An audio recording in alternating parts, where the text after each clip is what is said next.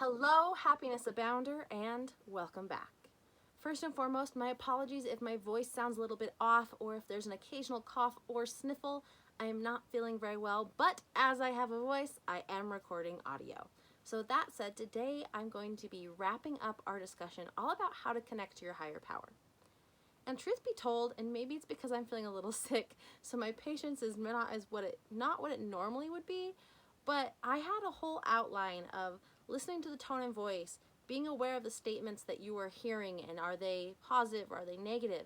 But I think when it really comes down to it, and I mentioned this in my story yesterday, episode 454, I think what it really comes down to is if you want to have connection to your higher power or have better intuition, you have to want it. I know, funny to say, but true. And here's what I mean by that. You have to want it. I think this is what happens to us, and I know this is what happened to me, is I saw other people have it and I wanted it, but I didn't want it bad enough, because if I'm connected to my intuition, here's the thoughts that would come to my mind. Oh, I'll become too woo-woo. I'll be more of a hippie. I won't have solid logic and reasoning behind what I do, and people will judge me and not like me for it. And then I'll be outcast. Really, all of those are feeling like you're going to be an outcast because you're starting to listen to your intuition. Here's the other piece of that.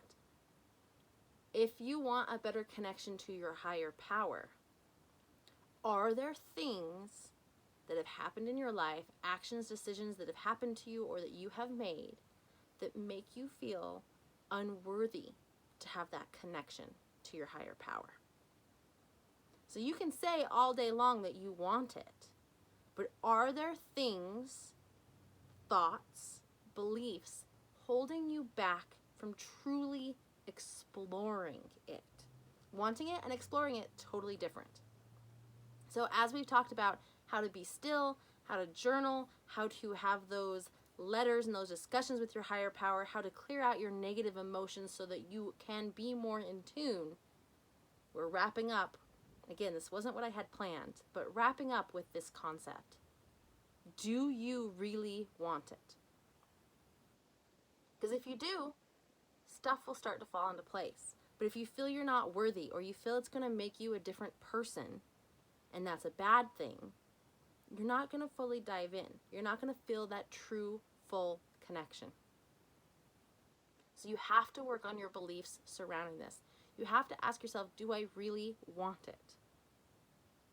And those were thoughts that I had, right? I had thoughts about my intuition that, yeah, other people have it and it supports them, but I'm really logical based. I'm really a go-getter. I like things in order, and just doing something off of intuition doesn't fit my personal attitude, my personal brand. I didn't want to, I was afraid. I was afraid it would change who I was.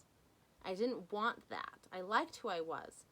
But the funny thing is when I finally let go of that belief, how crazy it has been, and it's still an ongoing process for me, but how crazy it has been that stuff just falls into place. Stuff falls into order when I was trying to create order so much more before.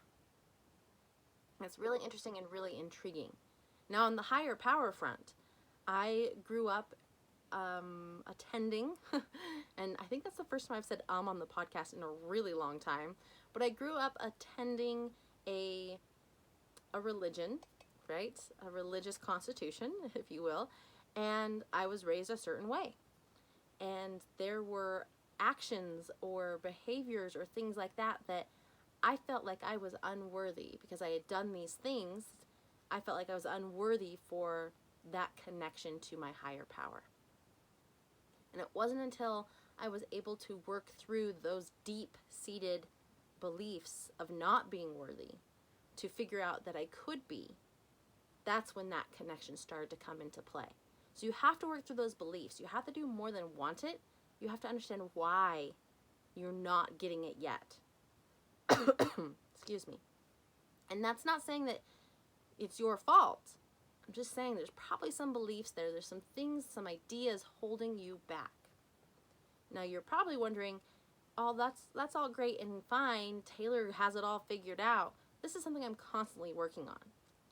But I want to dive in specifically to the I'm not worthy piece. Something I always am working on, because there's always another level of feeling not worthy, let's be honest here. But declarations has been my biggest help in reminding me that I am indeed worthy. Emotional management, second biggest help. Helping me release those negative emotions, those negative thoughts, those negative beliefs, and empowering myself with positive ideas, positive beliefs, positive declarations. So, if this is something that you want, it's there for you. You just have to explore what's holding you back and then work through it. And if you're interested in the idea of declarations and how I've used them to have this build and have this deeper connection with my intuition, with my higher power, I want to encourage you to go to happinessabound.com, check on Declarations for Happiness class. It's under courses in the top nav, and explore it as an option. It can be very helpful and one of my favorite classes to teach. There is an online version, so you can actually access it right away.